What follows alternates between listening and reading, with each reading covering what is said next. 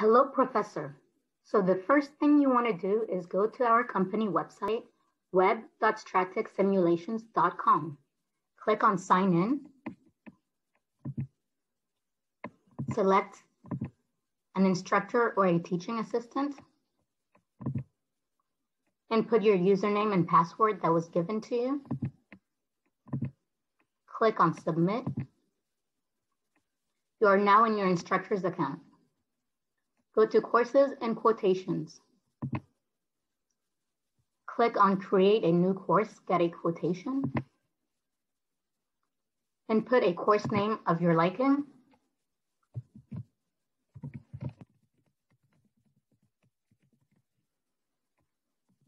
Here you can put a course description. It's optional. Here, select the university where the course will take place in case you're a professor teaching in multiple universities. Which simulation will you be teaching? In this case, Digital MediaPRO. What's the course type? Is it a full-time program, a corporate program, or a part-time and executive program? In our case, full-time program. How many participants will be attending the course? I'll put 30 just for an example. When do you want your course to start? I suggest choosing the date you're creating your course. 2 is the end date. When do you want your course to end? Once you pick an end date, the students will no longer have access to the simulation after that end date. So if you want to give them homework assignments or projects afterwards, give them a few more days for them to complete those and still have access to the simulation. Next, your professor name and instructor's email will automatically appear here. Who will be purchasing the licenses? Is it the participants, the university? Do you already have the packs? For now, I will pick test course. Create course. You're about to create a new Digital MediaPRO course. Do you wish to continue? Click on yes. You will get this message saying, Stratex Simulation will verify your course details and activate your course within the next 48 business hours. We actually activate it much quicker within a few hours, but this is an example. If you create your course on a Friday night, we won't activate it before Monday. That's why we put 48 business hours. Click on continue, and you're now in your course. So you click on your course. Once it's activated, you will see this page. So here you have your course ID, your course name. If you want to add an additional instructor to the course, their name will appear here when you add them. And for now, we have no registered participants. But once you've registered the participants, it will say 30 registered participants in our case. Here, you can edit course. You can edit your name, description, instructor's emails, and dates.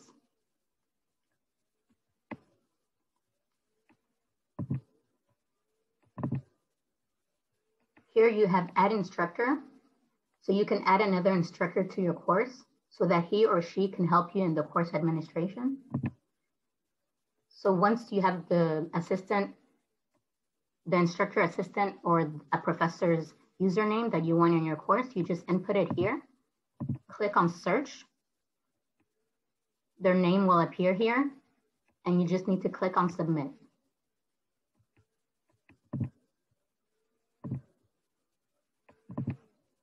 Then here you will have the additional instructor's name, and you can have multiple additional instructors. Here, you can send emails to participants. Once you've registered the participants, you can click here. And this is an email that has all the information that the students need to log in. So once they've been registered in the course, you simply need to click on send, and you can modify this message by putting a start, end, or even writing anything you want. You can completely modify it, but this, at least the students will have everything they need to log in if you just click on send.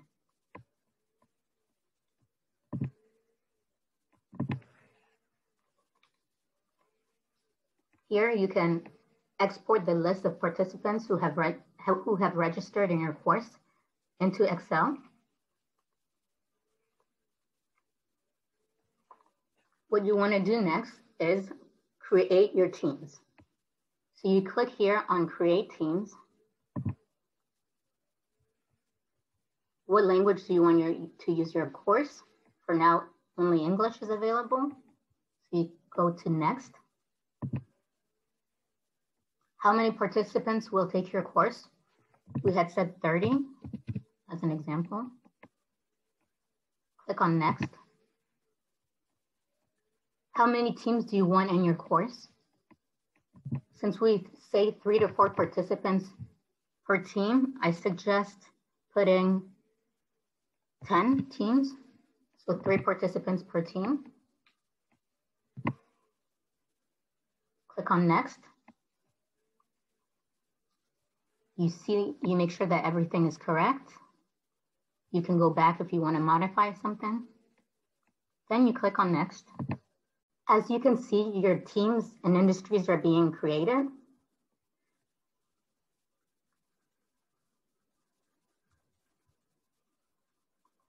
So you have to give it a few minutes. The more teams you have, the longer the course creation, the team creation takes time. But as you can see, it tells you some of your teams are still being created. Please close this window and come back later.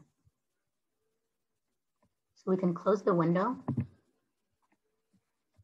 So once your teams have been created, you can now register the participants by clicking here on download pre-filled participant registration file.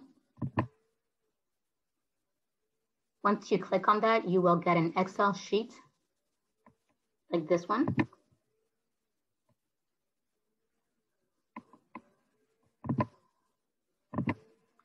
Click on Enable Editing. So here you will input the packs here, the first names of the students, the last names of the students, the emails of the students, and make sure to enter the right email so that when you send email to participants, they receive it. Here are the teams that you want your students in, and the teams have to be by numbers. So you want this student to be, we said we had 10 teams for this course.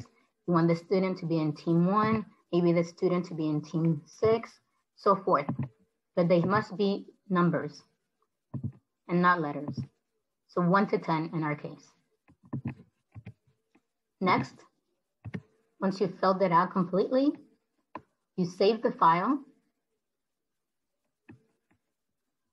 After you save the file, you go to Upload and Process Participant Registration File. You choose the file that you saved. You upload and process the registration file. You give it a few seconds, and then you will see a new Excel file that will show up with the results to make sure that the students are correctly registered in the course. And in the result file, you will see if there's a mistake in the registration process or if the students are well registered.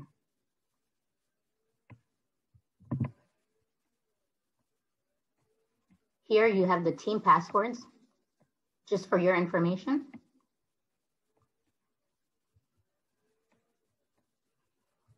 Next, you want to go monitor teams. So now you see all your teams. You see the number of participants. Once you've registered your participants, you'll see how many participants are in each team. You'll see what decision year they're in. You'll see their current decision status. You'll see if they have errors or warnings. And once you click on, once the students start the decisions, you will have different possible actions. The number one thing to do is to click on Start Decisions in order for the students to start playing the simulation. If you don't click on start decisions, the students cannot play the simulation. So now, for some reason, you want to stop the decisions. For some reason or another, you can click on stop decisions, but you will also, once the students have made decisions, you will have the option of canceling last run. This command allows a particular team to rerun its latest decisions.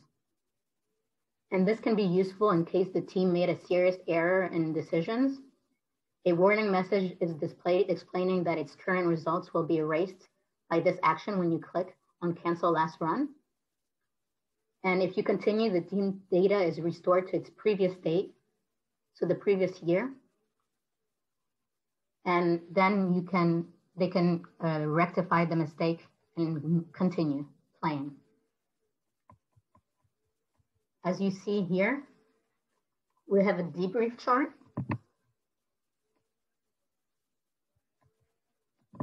So you can access each team's. So this tool announces and debriefs results at the end of the exercise, which presents a predefined series of graphs and charts aimed at disclosing the most important results. So we invite you as a professor to discover these graphs prior to the debriefing session. And if you want a certain team to have a certain information on these charts, you can click on, let's say, for example, OPI distribution for team 5. You can go to get URL, and you can copy paste this URL and send it to the emails, to an email for the team, so that only the team has that information.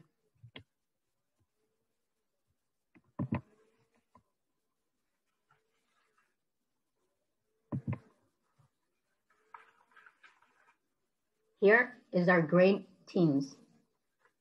It's a tool to help you grade your teams. You must specify which KPI you wish to include in the grades and which ways to apply these KPIs. So by default, we put OPI at 100, but if you want, you can put API at, I don't know, 80, for example, and revenue at 20. As long as the way adds up to 100, it should work perfectly.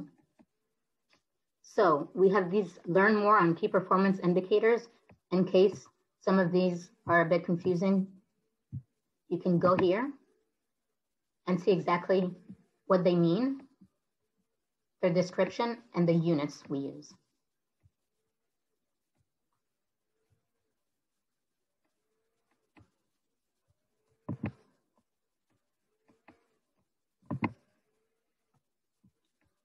Here you can configure the grading formula to your liking.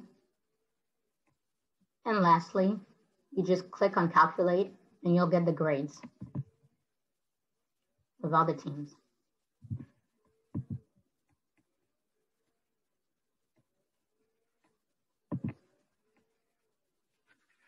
So the coaching sheet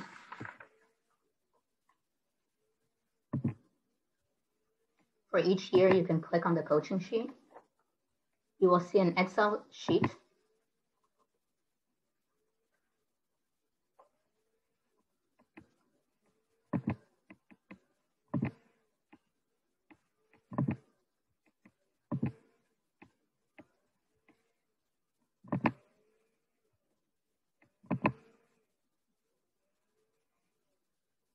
So this is what the coaching sheet looks like. You have global results, urban results, and so forth. And this helps to analyze the situations of your teams. It also prompts them with relevant questions. With this information that you have here, you can prompt them with relevant questions, and you can help them make decisions even if it's necessary with the help of this information.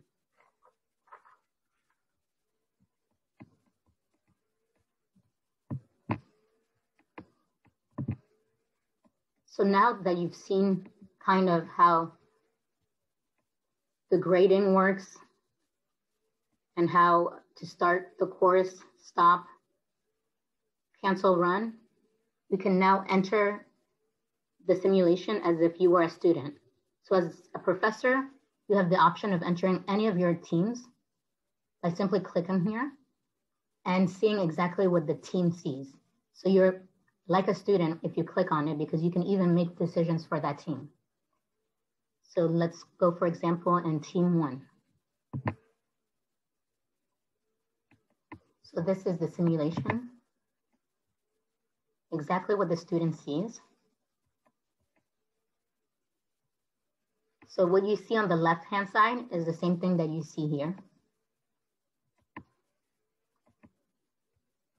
So prepare, prepare, analyze, analyze, and so forth. So prepare, it's a small introduction to Digital MediaPRO, welcoming the students, telling them about Digital MediaPRO, learning what their mission is,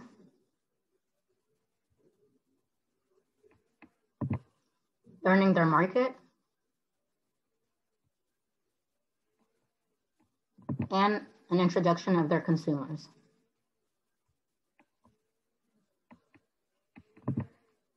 Then it shows them the 4 areas that they will be able to test their implications in forecasting module. So content powerhouse, communication goals, media mix and budget, media schedule, and forecasting.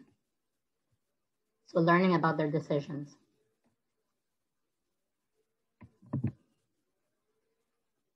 And then analyze, of course, it's the first thing they'll do after getting started,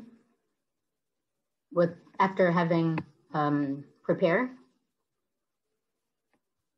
Then after analyze, they make the decision, they decide. And once they've decided, they run the decisions to move on to the next year. So just explains this a bit better to them. So then they can start analyzing. So in analyze, we have media dashboard, the overall performance index, the purchase funnel performance, the purchase funnel. And here you can select by region and segment.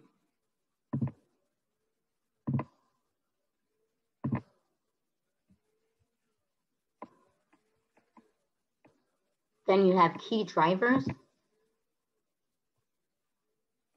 media share of voice, ladder of adoption, communication efficiency, communication expenditures by media, competitive communication expenditures. You have company benchmarking.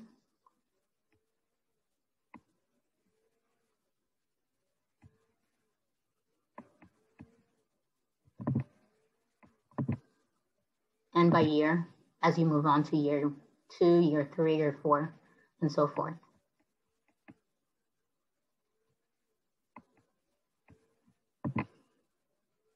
Segment report.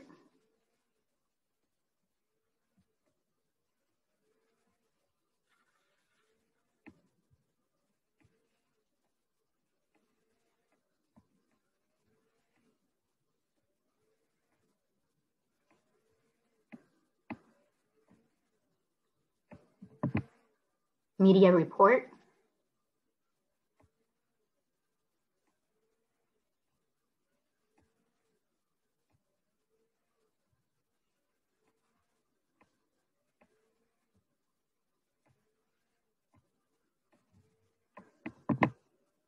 Market facts.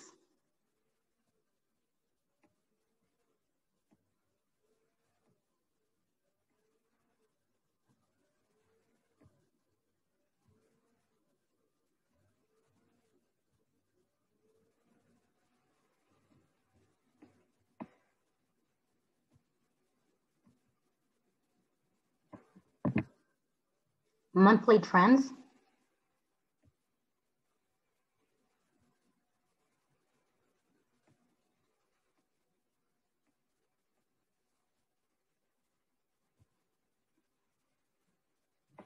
Company report.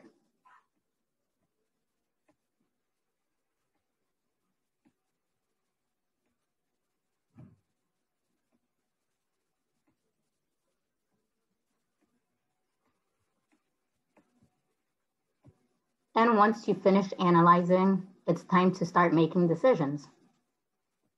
So you go to decide. The first decision you'll be taking, the content powerhouse. So it gives you a description. And what's very nice is that you have useful tips.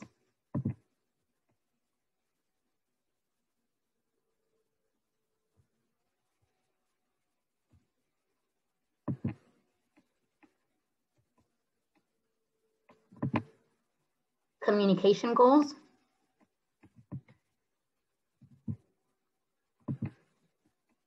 And again, useful tips to help the students.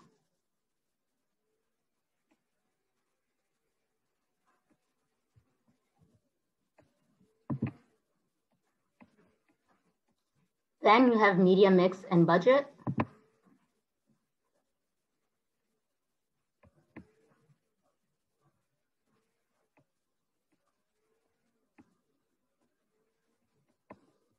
And again, useful tip.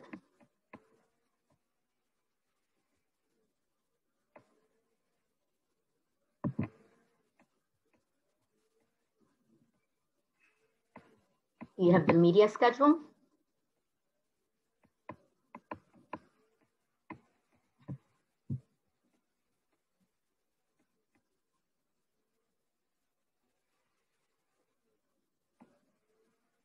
And again, the useful tips.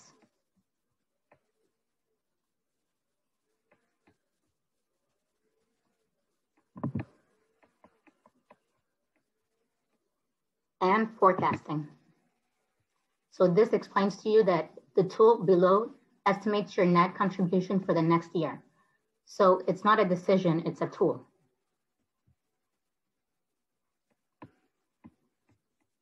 And like it says, it's highly automated and will do most of the calculations for you. All you have to do is enter your best estimates for brand market shares in each segment and region for next year. And again, useful tips.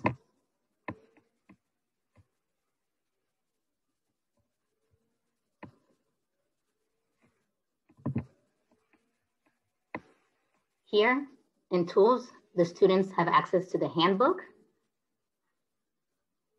They can print their reports. They can review their decisions, their past decisions.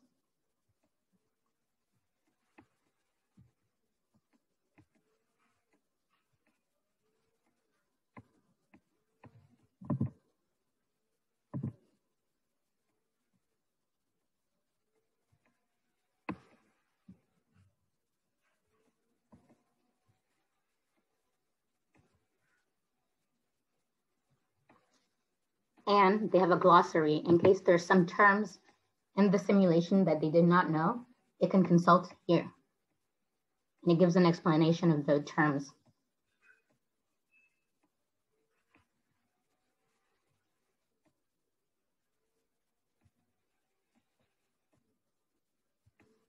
So this is very helpful. And here you have your errors and warnings. You have your budget. And at the beginning, you have to create a team identity. So create a team name.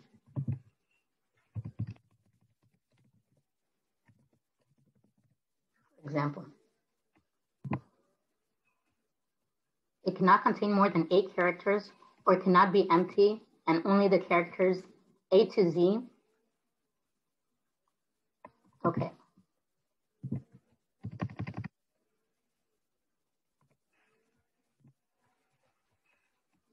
So now you can check you have no errors or warnings found in your decisions. Close. And if you're ready, you can run and move on to year 2.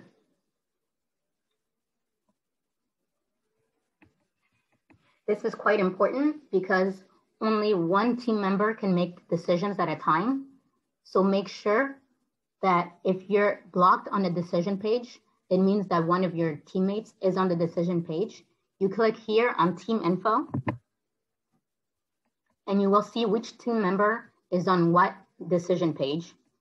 And you can choose to click here.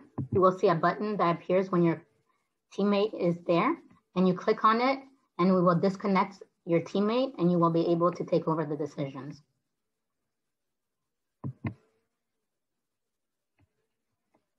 Very importantly, when you're done, do not forget to log off here by pressing here, and not logging off by pressing here. By pressing here, it could still block some of your teammates in the decision page. So make sure to log off correctly by clicking this button. Thank you.